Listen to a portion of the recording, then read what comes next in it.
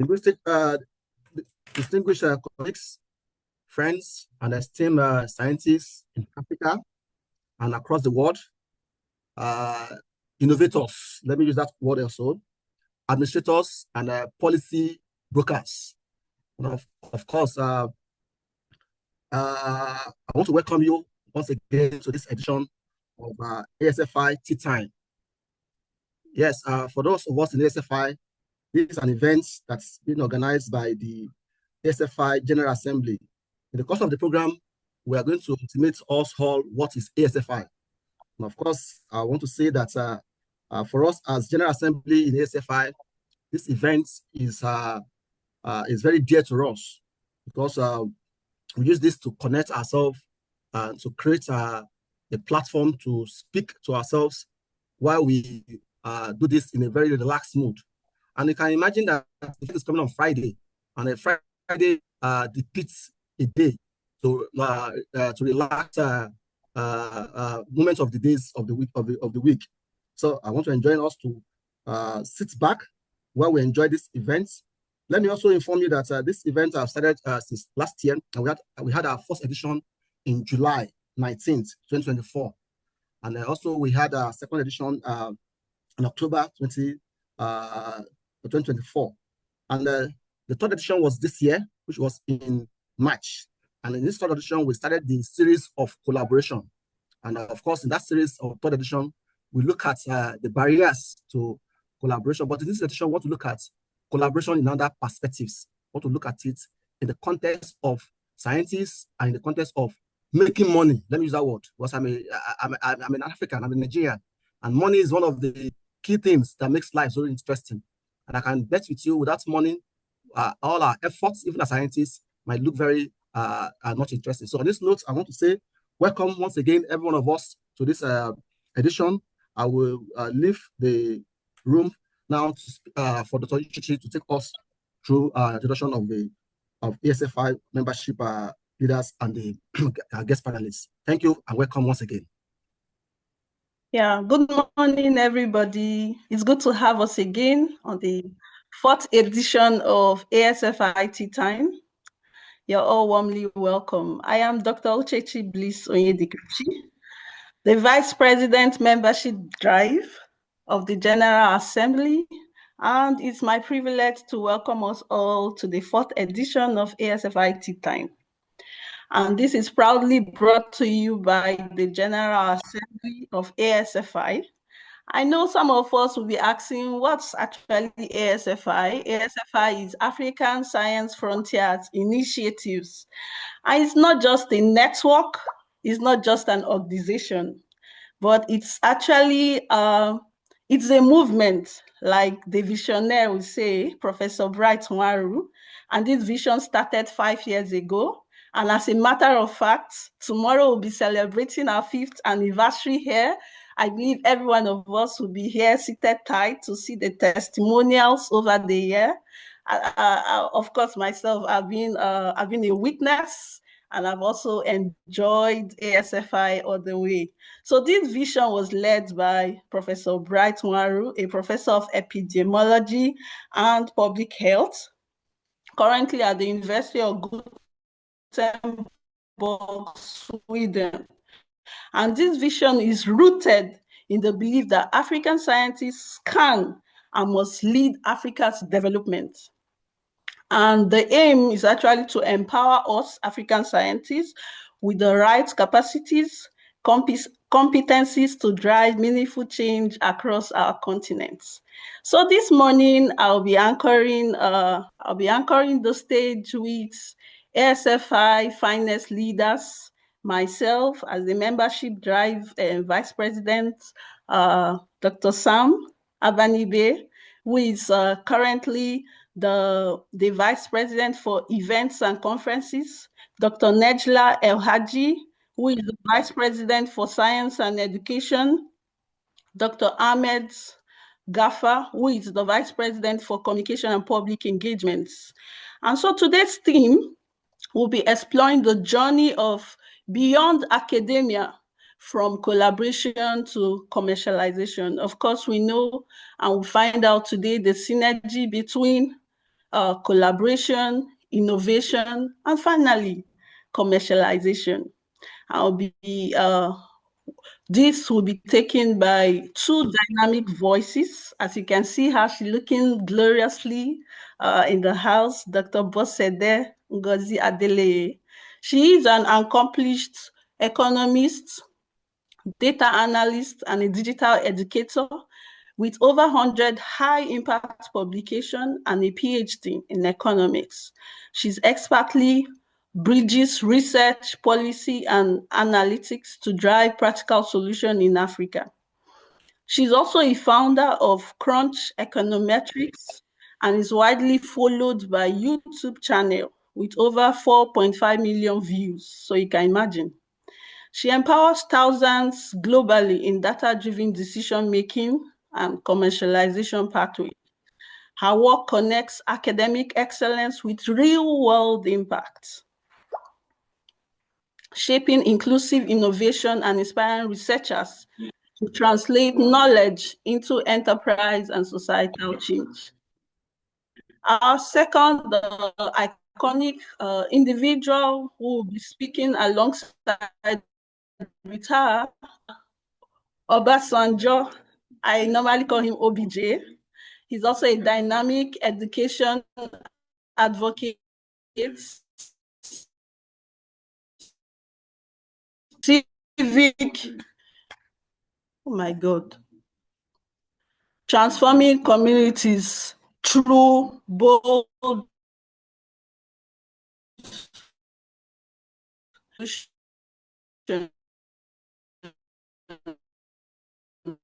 Can I be heard?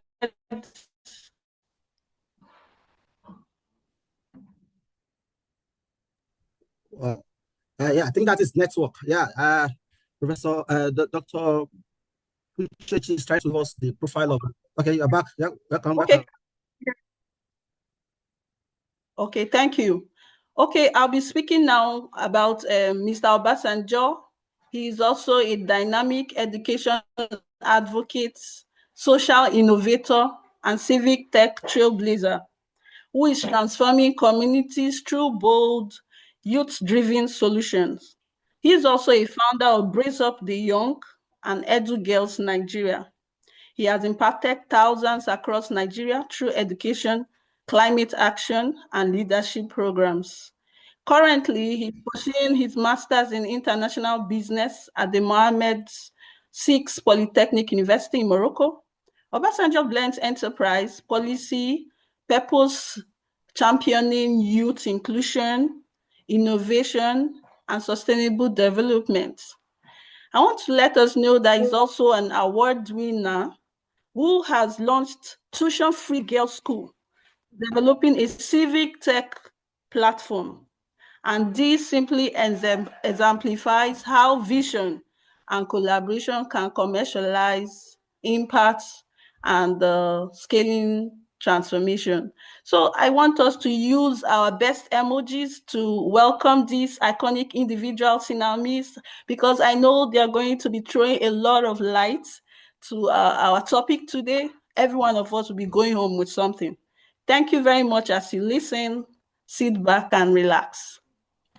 Wow, thank you very much. I think we should use our emojis to appreciate this our resource persons in this today's events, Dr. Ngozi Adeleye and Mr. Obasanjo Fajemiroku.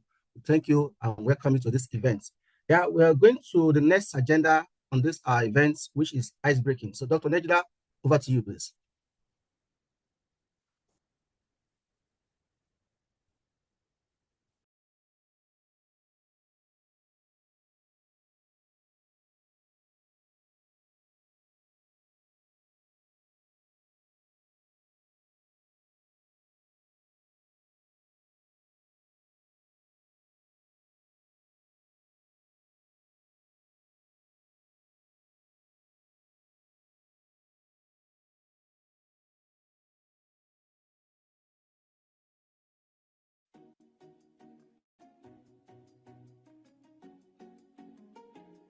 So we know that innovation is important for improving health and healthcare, But why are employees who may not have any training in innovation so important to this process?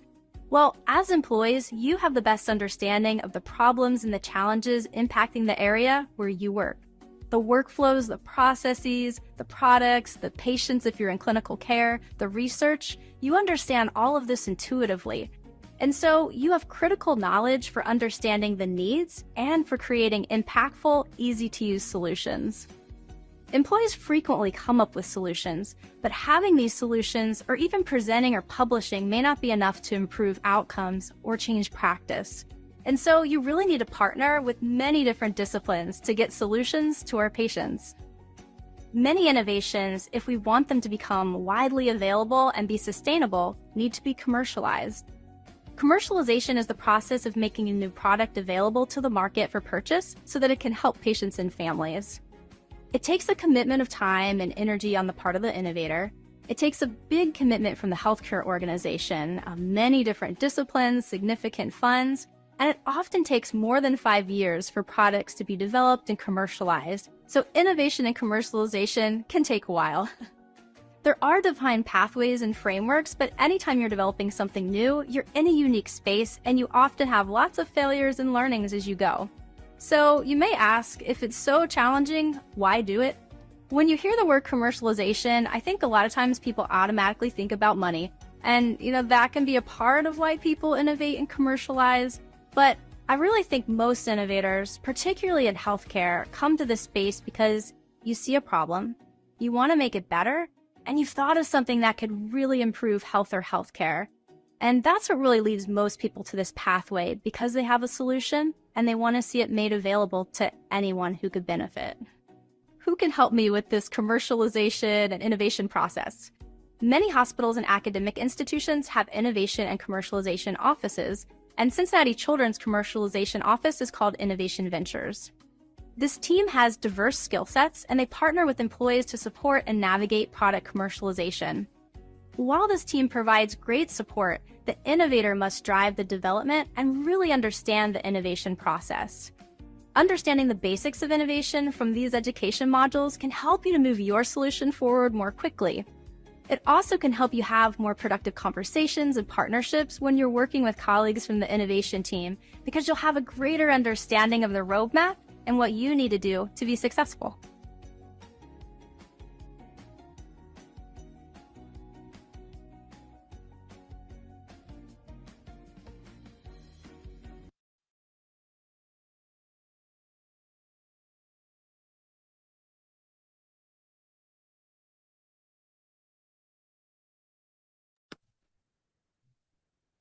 Okay, thank you very much. That is just the video. It's an ice break session, and that's what speaks to us, is telling us about the academics. Okay, Dr. Nedla, want to say something? Okay, go ahead, please.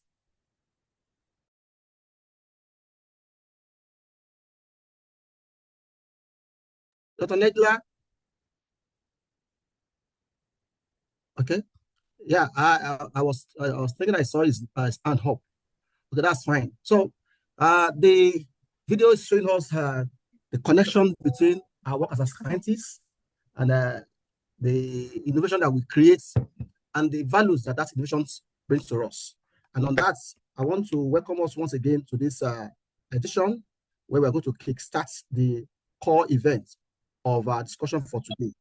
I want to say to us that our panel, they are much ready, of course, to speak to us about this topic. And I want to indulge Dr. Bosede Adeleye and Mr. Obasanjo Fajemiroku. I want to say welcome to you again. And I want to kick the question up and to possibly prompt you to look back. Dr. Bosede, you take the response first.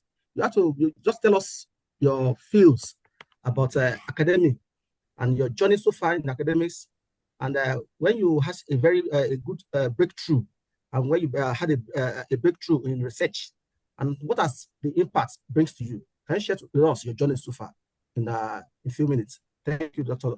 Bosede. All right, thank you so much, ASFI team. This is my first time coming on board. And I really appreciate the opportunity to share my experience as a researcher and how that has dovetailed into remarkable outcomes, as in fiscal outcomes to the larger public. To your question, as a multidisciplinary researcher, I have engaged in several research that has cascaded down to households. Most importantly, I'm referring to my research in agriculture, referring to agriculture and food and sustainability, agriculture and climate change, agriculture and the farmer headers crisis. And to put that into context, I recall a collaborative research in 2017, way back when I was in Covenant University, and we were able to have a grant that enabled us to partner with international organizations and an American and also an American institution. And that research was basically on cassava production, off-takers, and funding. And at the end of that research, Ogun State government was able to bring out a policy paper that touched on 3 of the major recommendations that we outlined from that research. Number 1, we were able to point the state government into looking at ways by which they can fashion out more agro funding to cassava farmers in Ogun State. Another recommendation that we made that the government executed was how they can improve the value chain nexus between cassava farmers and off-takers. If you people know the landscape of Ogun State has the highest number of industries in Southwest. And most of these industries are almost concentrated in Songo Ota, where we have majorly pharmaceutical companies partnering with cassava off-takers in Ogun State. So we were able to bring out that synergy, telling the government there has to be a profound nexus between cassava farmers and off-takers, principally to avoid wastage. What we realized from our ground interviews with cassava farmers was we realized that there were several wastages over time due to inability for off-takers, to pick up a larger proportion of cassava. And if you know the trajectory in pharmaceutical production, cassava is very key. Is a very key ingredient in the pharmaceutical industry. So one of our policy output was that government needs to outline, a nexus between cassava production and off-takers. And finally, we were able to also bring out a policy output whereby there needs to be a way whereby the welfare of the farmers needs to be improved. If you remember, and if you know correctly, agro farmers in Africa, in Nigeria, are almost at the lowest rung of the ladder. So we were able to showcase to the government there is need to improve the economic outcome, the income outcomes of cassava farmers in Ogun State. So that is just one example of my research dovetailing into practical outcomes in Ogun State, cascading to households. Thank you very much, Dr. Bosede. I know we don't have much time, and I know you have a lot of things to tell us, but one of the things that you have taken care of this discussion is you have actually tell us that there is a need for policy drive to bring about commercialization of our innovation, and that will lead me to the question to Mr. Fajemirokun. Now, looking at your trajectory too, and looking at yourself as a young motivator in Africa, what can you say about commercialization as a context and also as an African person? Mr. Fajemirokun, over to you, please.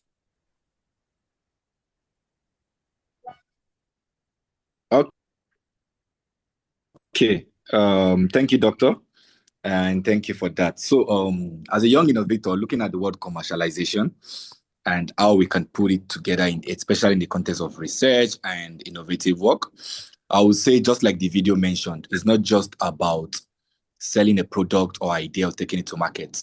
Sometimes it's even about making it known and earning returns for it in a way. So when research can be commercialized, they show a proof of concept that they are valuable.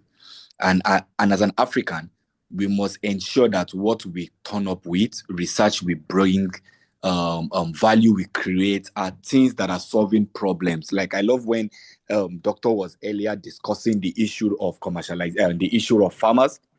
in Ogun State. Particularly, she's actually stating it in the region where I stay. Presently, I'm in Ota, and she was really right. We have a large concentration of companies in Ota in southwestern Nigeria, and these farmers are actually losing their product, whereby there are these companies in Ota who are looking for where to pick them up. And research such as this is providing solutions to that. And idea can be commercialized. Idea can be put on table, can be presented to policymakers. The research can be presented to company CEOs to show them, okay, so we have seen this challenge. We have come up with this research and solutions to solve this. And you can actually implement this that will benefit both the farmer and also your organization by ensuring your supply chain is not hindered and your production is not stopped. So commercialization is very, very important. If we can come up with ideas, with solutions that can be commercialized, with research work that shows value, because a major challenge we have during my study is researchers coming up with research work that the business world find it hard to adapt.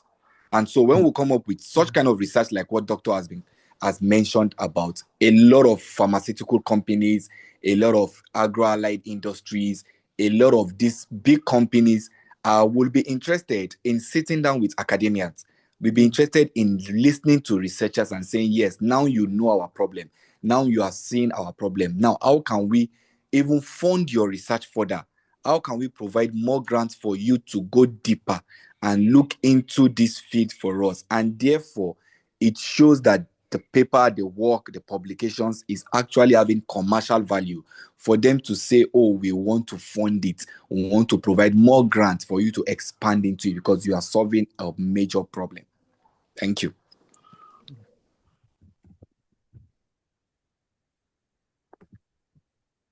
Okay, Dr. Chechi, over to you, please. Yes, yeah. Thank you so much, Dr. Bosse. Because of my bandwidth, I'll be shutting down my video because of network. But then I've been listening to both of you, and I see commercialization. And we have a lot of young researchers, especially in STEM, who are right here. And just like a young scientist like myself, I think before 2023, when I began to hear a lot about commercialization, I used to think that our research was just for publication, until then at NAS, the Nigeria Academy of Science, I was opportuned as one of the mentees. And I began to hear from academia to commercialization, and I was like, wow, so it's possible that I can forge into business as a scientist. So I don't know, I would like that Dr. Bosse, can you shed light on the gaps that scientists should look out for, and how by policy and strategic collaboration, scientists are able to commercialize their products for real world impacts and not just for publications? Thank you. All right. Thank you so much, Dr. Ochechi. I think we all need to agree on one point that research is the bane of civilization. Research is the bane of development. Research is the bane of civilization. Without research, we go nowhere.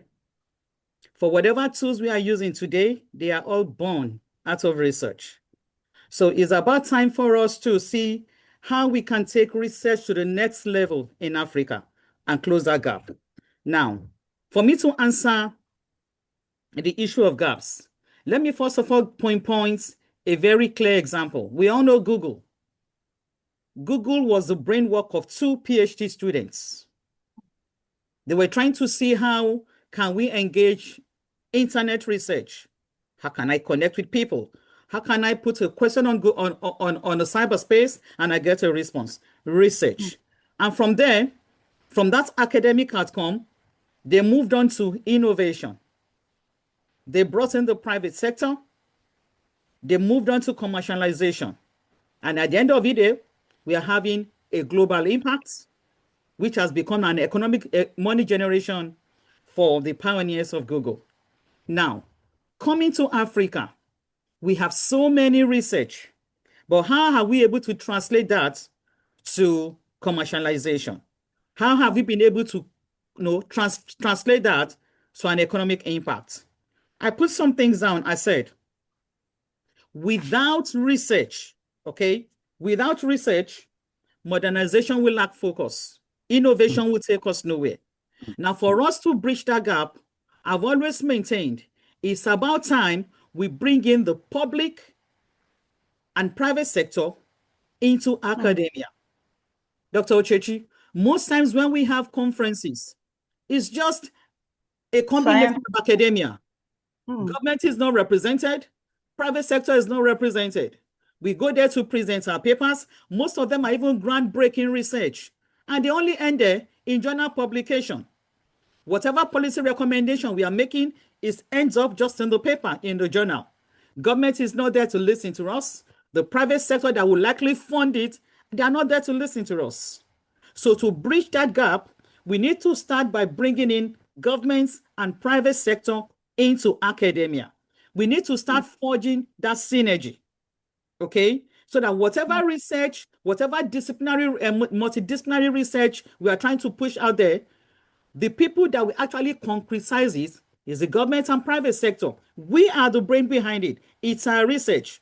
We are the one that burnt the midnight oil to bring out these policy outcomes. Then how do we take it to markets? How does it become, an income generation at some point? We can't do that on our own. We need to bring in the government. We need to bring in the private sector, and that will close the gap.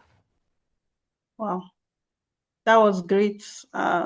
Like you just reminded me of the triple helix, and recently we are now. Hear me? Yes, we can hear you. Okay. Okay, that just reminded me. Thank you. That just reminded me of the triple helix model, where there is this nexus between the government, researchers, and I think I wonder which stakeholder to make it up the tree. And right now we have the Private quadruple. sector. Yeah, the private sector. The locals, like you mentioned, cassava. The locals are the people who actually know what happens in real life. And most of the times we work in our screen houses, we do data analysis, and we just bring out results without even translating them to real life solutions. Correct. And and so I think your idea is really one that every researcher here should drive home. And then I want to ask Mr. OBJ, hearing from what Dr. Bosse just shared with us, what do you think are the likely solutions, especially with your idea from creating Brace Up the Young initiative? Can you share? Thank you. Okay, thank you so much. And yes, great point mentioned by Doctor. Thank you so much. And I think just from what she said, I just thought of, I've asked this question once. She has mentioned a very fundamental point before I even go to Brace Up the Young. Most times when we go to conferences, we present our papers to our own selves, people in the academic field. And this was the challenge we had in the business school, in the management field, that brought about the business school concepts into academics, whereby we brought industry experts and academians to meet. Why can't we have this business school concept also in the science field, whereby we have pharmaceutical giants coming into the academic field to share their ideas, to work, and also having academians sharing their work with this business giants directly, because this was the gap the business school bridged by ensuring that we have companies such as, like in my school, we have companies such as Deloitte, PwC, all these companies training us, talking to us, and we are sharing our research directly to them, even without conferences, while we are in the classroom.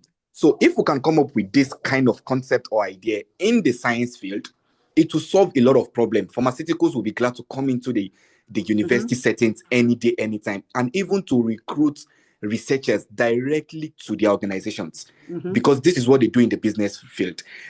And so now going into my work in Brace Up the Young and how we can bring this into the commercialization concept, I think part of what we do at Brace Up the Young is actually to tackle real world problems.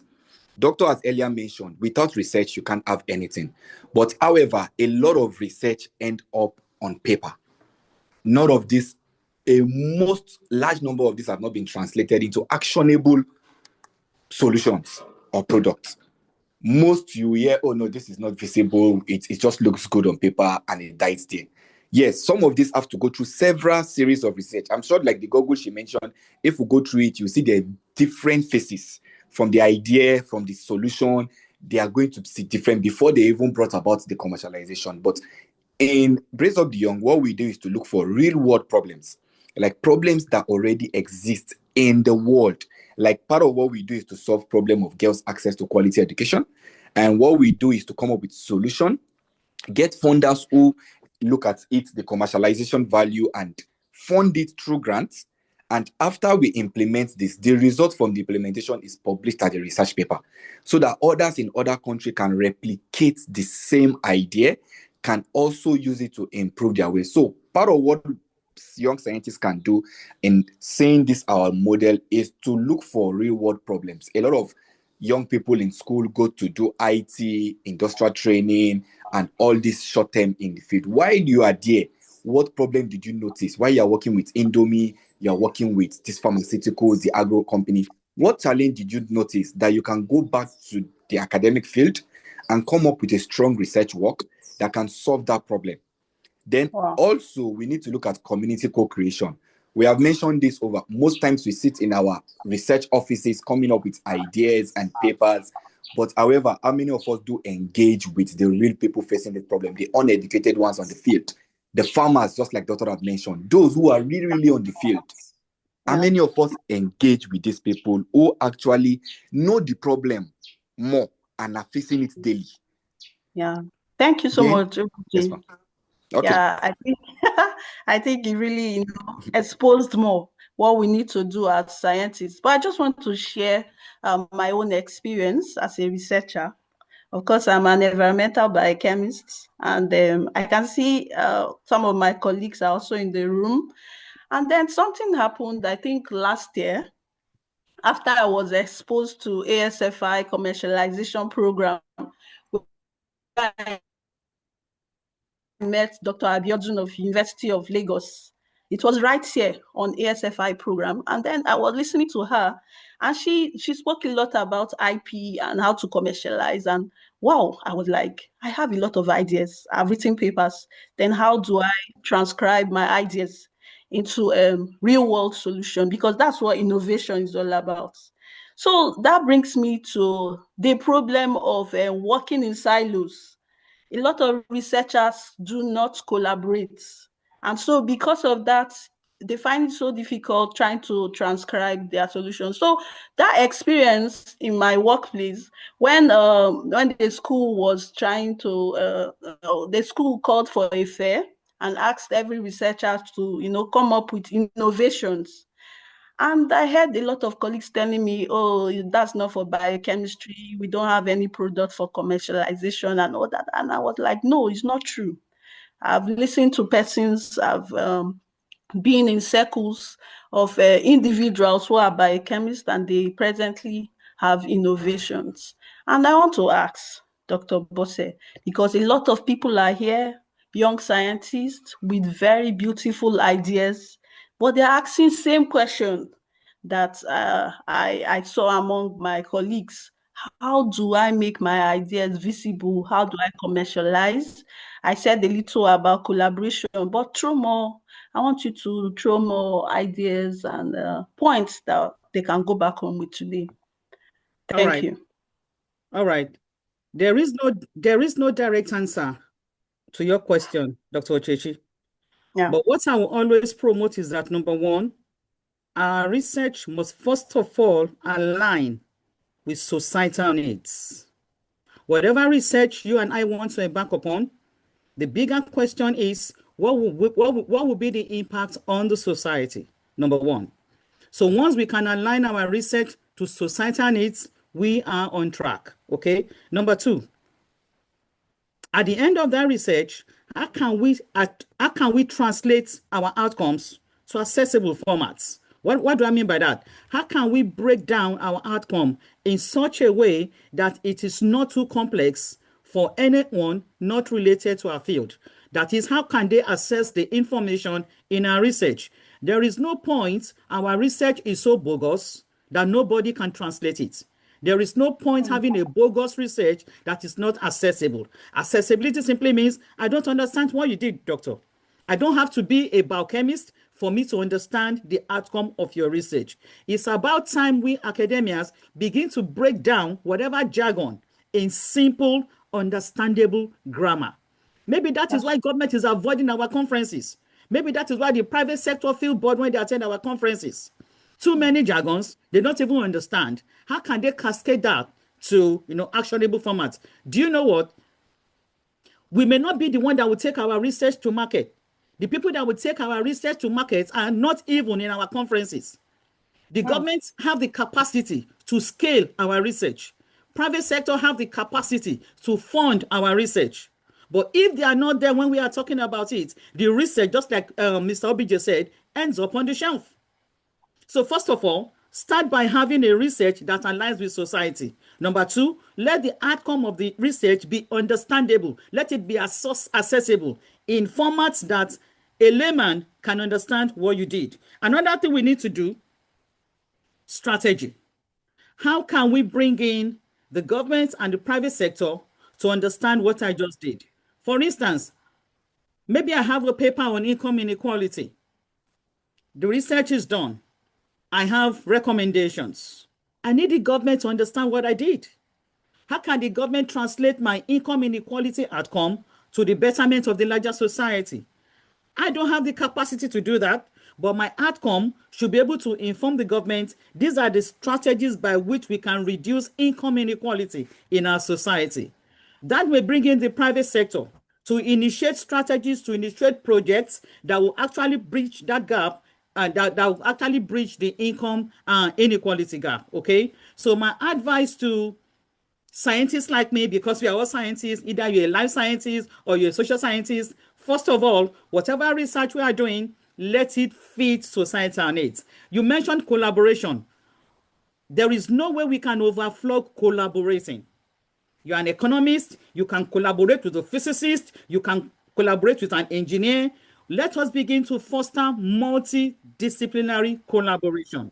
Because you can't do it alone, I can't do it alone. We need one another to form that synergy. Let's break it down.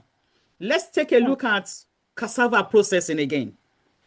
From the rudimentary stage, for you to make cassava into puree, you may need to put it in a mortar and start pounding manually. But somebody suddenly woke up and said, no, we can do it better. We can actually create a machine that can actually blend this, which will improve turnaround time, improve more processing, and make it more economical. Then the cassava grinder came into play. The cassava grinder is a combination of several research coming into play, if you get what I mean. So multidisciplinary collaboration is needful and it can never be overflowed. Thank you. I don't know whether I answered your question. Yeah, yeah, you cannot finish these questions and the answers in one bit. But the point is very well stated. But let me quickly speak to the audience, participants here, that this is an engaging discussion. And of course, we also need you to participate in this discussion. So if you have any comments, any questions, please use the chat box, drop it there, and we'll be looking at those questions and we'll be using that to also intimate our panels, our guest panelists, so that we can be able to get a response from it. I also want to quickly share an experience that I had while discussion is going on. I also remember that some years back, when I was still working in the private sector, I have an opportunity to work with a multinational company called Government.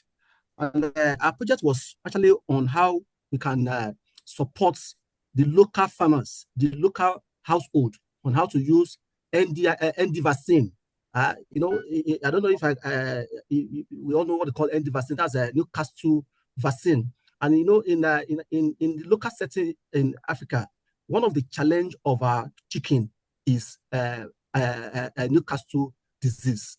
Okay, and oftentimes they see it as a challenge that affects the productivity of that particular chicken. So that project came up, and we started campaigning. We started in fact, we went to further by even collaborating with the MVRI, that's the veterinary body in Nigeria, to actually produce a small dose vaccine. Because if you go to the market in Nigeria in those days, you can the small dose vaccine can buy is about 100 vials or 200 vials. But of course, a farmer that just have 10 chickens, 25 chickens, how will he solve that problem? Buying 100 or 200 vials, and that also affects the economy of that particular business. So that project bring about that development of that particular small vaccine, and we started teaching the farmers. But the challenge I had that time was that the veterinary councils or the veterinary groups, they came on us that what mandate do we have to start telling people to start doing IO? Just IO is just a way of putting vaccine in the eye of the chicken, of the bird. So you can imagine how that could be very easy.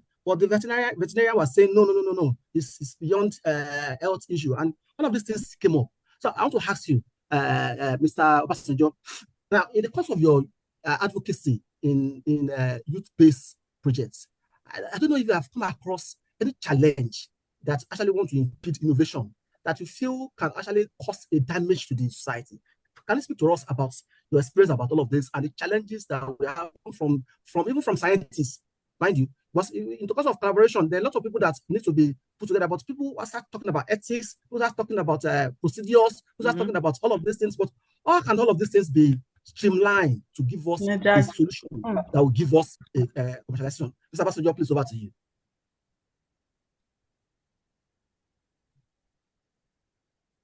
Yeah, it's like okay. Yes. Okay. Thank you so much, Doctor. Thank you for that. Yes.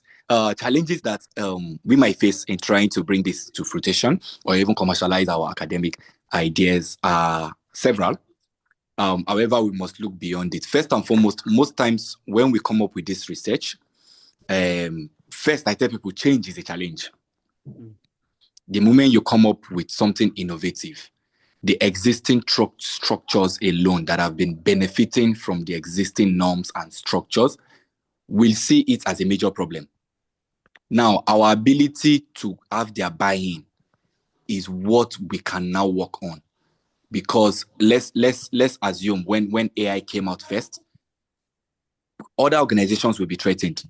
As small as Google, who they have been using their search engine, know that there is a major challenge. These companies will start running hectare-scatters and facing challenges. Some will come up with destructive marketings and all that. And those things will happen. So as a young scientist, when you meet these challenges, it's your ability to face it. And especially as academians, we also have our own personal challenges, which Dr. Azelia mentioned, academic jargons. A lot of time we use these dictions that the stakeholders do not understand. And when I mean stakeholders are those who might help us to commercialize. The private enterprise, the government, international funders might not really get those terms we use. And so our ability to use storytelling to break the challenge of communication will put us in the room where decisions are made. So as academians, we must move beyond just bringing up papers, but also learning how to communicate in clear terms the result of our research. And that's why I so much love the idea of poster presentation, because it summarizes a 50-page, 40-page research paper into a full poster. And you can take me from the problem to the solution and to the recommendation by just one glance.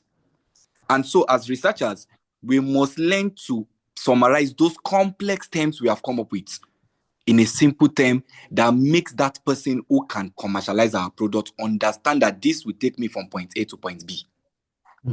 The moment we get to that stage, we are breaking the challenge of communication. Good. In Africa also, we have the challenge of funding. Yeah. It's a really big issue. It's easy for you to access foreign funding than accessing local funding. And a lot of time, how can you convince the government to fund your research for that local problem? These are challenges where funding challenge is one where we have not been able to beat so much. But in a way, one way to do it is to join fellowships, join programs, collaborate with people, join communities like this, where we are holding this program right now, where you can meet people who have gone past that funding barrier. Because you can have a good research and a good idea and no one is ready to give you grants to continue it. Wow. And you are stuck. Yeah. and that stays in your room forever. It's just on your board and you're stocked. But when you come to such kind of gathering, you came to ask some kind of question. Oh, doctor, how are you able to get funding for this, your research? How were they able to understand your idea? How were they able to understand your proposal? And you come up with that. And lastly, the challenge I'll talk about is going back to the intellectual property. There's a major knowledge challenge around the intellectual property. How aware are young scientists in school IP. about IP? We must start teaching them not just how to research, but how to protect their research. That's true. So IP awareness has to come to stay as a course. I have raised this when I was earlier on enrolled in a master's course in University of Ibadan, where they patent ideas. I said, why is this thing not known? How many students know you can patent your ideas in this school or register an IP in this school? Why is it not known? It should be like the general studies. Yes, sir. Our time is not really fairly with us, and a lot of people want to make a comment, and I can see some hands coming up to also contribute and discuss. So maybe I'll quickly give the room to Professor Bright, the convener of the ASFI, to speak to us on this discussion. Thank you. Yes, thank you very much, everyone. You hear me clearly? Yes, Prof. And thank you to our panelists. This discussion is not, first of all, it's not a discussion you can even do in 1 hour. 1 hour. That's all. So I mean, you can have seminar series for a whole year around commercialization, because it's very important. There are some issues that we as Africans within the African context have when it comes to commercialization of ideas. One is just to continue from where Mr. Obasanjo mentioned, there is lack of capacity in terms of people knowing what to do. All right. First of all, even how to identify an idea that can be commercialized. Because you're not talking to business, you're talking to scientists. All right. So one of the things I have come to realize being on ASFI for 5 years is that people really do not have the training on how to develop an idea, first of all, that is researchable, top less of being commercializable. It's something that we need to think about, because you have used certain words like impact, thinking about the society. Africa has many problems, and in fact, Africa is a context where there are many ideas that are flying on the street. If you join the bus in Lagos, before you get to your destination, you have many research ideas that are there, because there are many problems that are scattered all over. But many of us as scientists are not trained to do impactful research. Many of us research to publish and get our promotion. So identify the idea, formulating ideas that are commercializable requires skills to do that. And in that, what Mr. Obasanjo mentioned, the issue of IP, we come into it because it is part of the research ecosystem to know that some ideas can be commercialized. And that's the second thing I wanted to do, to say that it is not every idea that is commercializable. We have to understand that. It's not every idea. So we need to have the skills to identify which of these ideas I have be commercialized. But that doesn't make the idea that it's not commercializable to be a bad research. It's just that it's not everything that goes to the market. Some of them remain at the level of knowledge. We just generate knowledge and happy with the knowledge we have generated. That is the second thing. The other thing is that, all we are discussing here is not something that happened a slip of finger. Commercialization is a rigorous process. Yeah. Identifying the idea to getting it to. In fact, I have to say that most of it fail. Most of it fail on the way. Okay, so and we have to appreciate that process, that it can fail. All right, doesn't get to the destination. You may scale some steps, and then you have the investors not showing so much interest because they also consider their own profit, because commercialization is profitable. So for young researchers, you have to understand that. And I have to sound a warning here that for us as scientists, when we talk about commercialization, it comes with profit. But the problem many young scientists have that have ended their research abruptly is because they focus on the money. You know, for us as scientists, we focus on the impact. Money becomes an incentive. But when you focus on the money, you may overlook some other ideas that are in your oven, and then pursue one idea. And then before you know it, other people may take the other ideas that are there. So it's not just about money. You need to balance it. It should be driven by the fact that I want to impact my society. And then I have to mention lastly. We need to take you down as soon as possible. Yes, just one thing. Just one thing I want to mention is that what Mr. Obasanjo mentioned is that for Africans, funding is a problem. It's a problem because commercialization requires you to come from the lab, and then before people need to show interest, okay, they want to invest in these things. Funding is a problem. But beyond funding, sometimes you may have the funding, it's also the capacity to write fundable research many times. And that is why ASFI is here, to be able to support those capacities, whether it is generating ideas, pursuing the ideas, having the capacity to seek for money and get money for your research. Thank you. Yeah. Thank you, Prof. Thank you very much. I just want to chip in something. Yeah, I was about saying that that's why ASFI is here. Remember, I told us earlier that it's available for all of us to help us to forge our competencies so that we're able to solve Africans' problems. But just to add to what Prof just said, I want to say that every idea should be accelerated, and not just accelerated. Every idea also should be incubated. Yes, we have heard a lot from very good experts, including our prof, but then you might have this idea, but if you don't voice out or try to collaborate with others, it might just die with you. But the moment you're able to, share it with like minds, that idea can be accelerated like mine last year. And I want to share with all of us that I was able to develop an idea into a product. Why? Because I was in an accelerator program, and that idea was incubated, and today we have a product. So I think we should look inwardly, and maybe we can share this discussion in another platform on ASFI. Thank you. Thank you very much. Dr. Chechi. Let me quickly give this person, Voda Kamsin, just 1 minute to speak. 1 minute, please. Voda Kamsin can speak now. Hello? Voda Kamsin, can you speak? Prof, thank you. I think I mistakenly put it up. But let me just say this, since you've given me the opportunity, because Okay. where we meet, where we have opportunity to meet Professor Ngozi, we are just learning, not to comment. But let me just make emphasis on the area of networking. One of the issues in Africa is greediness.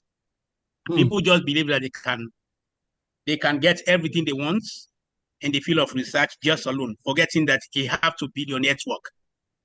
And building your network not only at national level, even at international level. With my experience, I've seen that there are global projects that need representatives across Africa. So just imagine that you have opportunity and you are just alone. How would you be able to bring experts together so that you can get that resources? Wow. At times, things just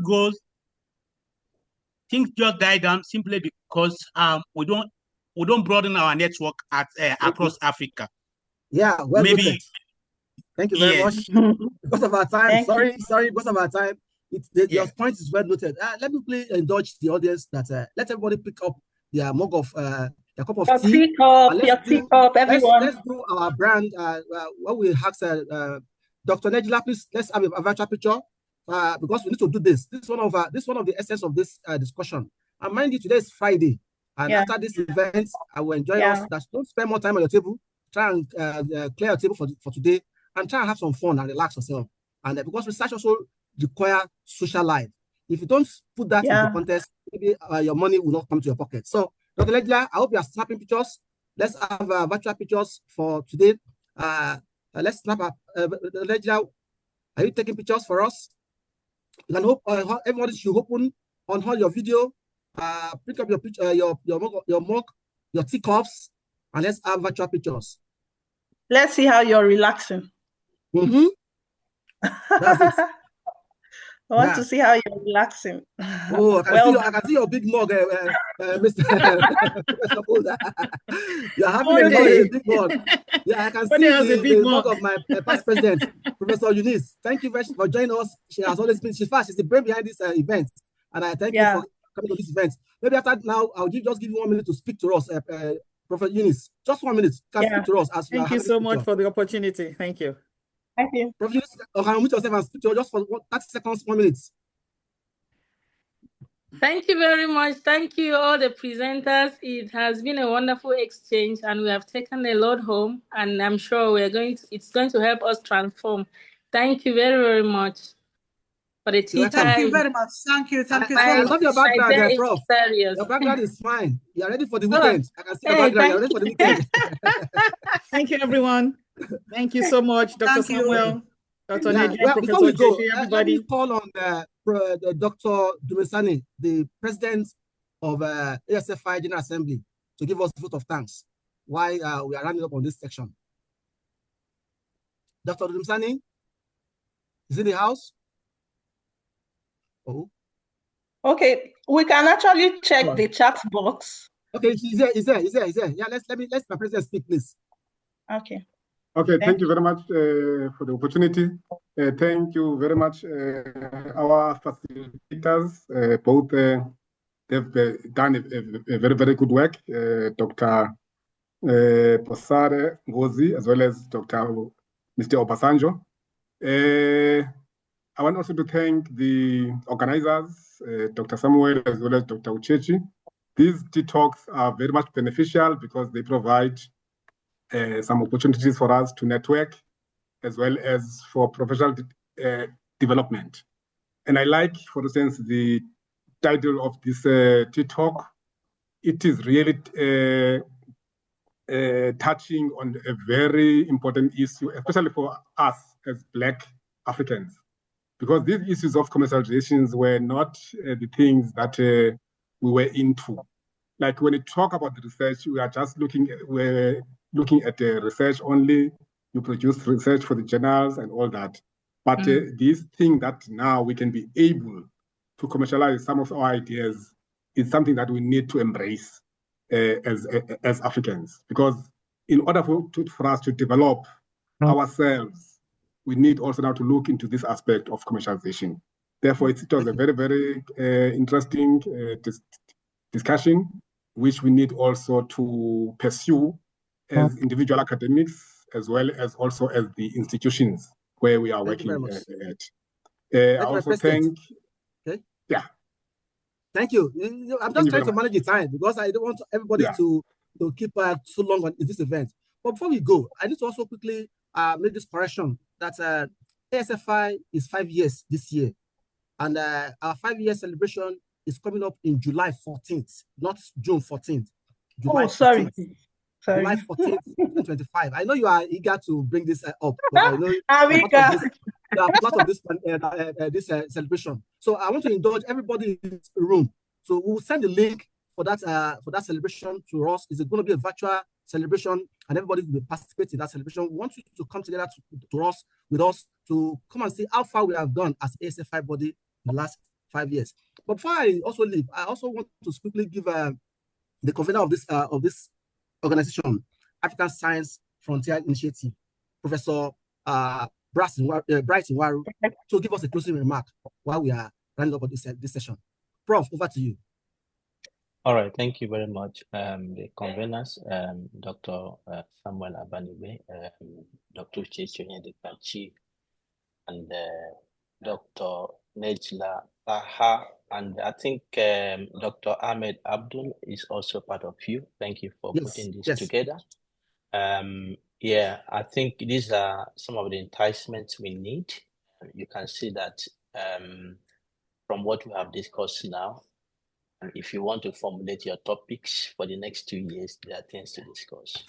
Is it ethics to commercialization? Is it idea generating? So there are many things that can be formulated from here. But though the time was small, we have had some insights, and we can begin to pursue them. I thank you, Dr. Ngozi Adele, for coming and sharing your ideas. I think Mr. Obasanjo has left us, but I extend my gratitude to him and to everyone who has been part of this. Thank you for showing up, and I indulge you to continue to do that in the future. One of the things I have observed myself is change comes with consistent exposure. So the more you expose to ideas that are innovative, the more innovative you become. Exactly. So keep on participating in this. Some of the things that will happen in your life are not conscious, but you see that there's something that are taking place. So everyone, I encourage you to be part of this, and I will not leave by without saying the fact that I'm so much excited. This year is our 5th anniversary. So please, just to add my voice. The link is there. Register and join us. If you miss it, maybe we will not post it on YouTube so that so that you don't watch it again. But yes, please. It's our year, and we want to do it in a good way. Thank you very much. Thank you, bro. Before we go, there's something we need to quickly do. I will give Mr. Ahmad just 2 minutes to quickly give us key points that we pick from today's session. Mr. Ahmad, just 2 minutes before we go. Mr. Ahmad? Yeah. We'll go now. Oh, where are you, Mr. Ahmad? Okay, now it's not here, but then I want to say thank you very much. A lot of hello. Okay, good. Just 2 minutes. Just 2 minutes. Thank you, Saxon, so much for this nice.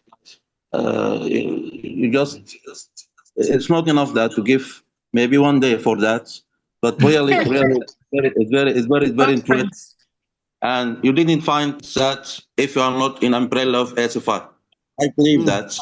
And this is the type of we make a communications and the impact.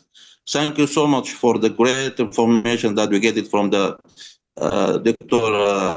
Obesidi and Dr. Obasanji for this great information. And really, the impact of the thing that we have to make a good innovations for good communications and to commercialize this is very important. All that you found it in ASFI, because this is, like what we are stones. We throw it in this big sea of the continent of Africa. If you want that, really, we found it there. And I appreciate the informative, comprehensive talk that we are doing for today. And I believe Africa deserves more and more from us. Thank you so much for this. I know that the time is finished. Thank you so much. Thank you. Colleagues, let me inform you that the next edition of ASFI Time is coming up in September this year. Keep the date with us, second Friday, 12th of September 2025. We're going to give you the 5th edition, and we're coming with another packed topic to continue on our collaboration discussion. So on this note, on behalf of myself, my co-convener, Dr. Chief, please just say hi. Dr. Nejla, say hi. Dr. Ahmad, say hi. And also the General Assembly leadership of ASFI, led by Dr. Dumisanin. We want to say thank you. And also on behalf of ASFI organization at large, I want to say thank you for this opportunity to speak to you on the concept of commercialization, concept of collaboration, and concept of innovation. I believe and I trust that we have taken something out today. And I want to say to us that without research, modernization is void. So let's keep digging into research. Let's keep making our world to be modern. On this note, thank you. Good afternoon. Thank you, ASFI. Thank you so much. Thank you. Thank you. Thank you. Thank you Thank you, so much. everyone. Bye. Thank you so much. Thank you for joining us. Thank you very much. All Have a right. nice Bye. Thank you. Bye. Thank you. Bye.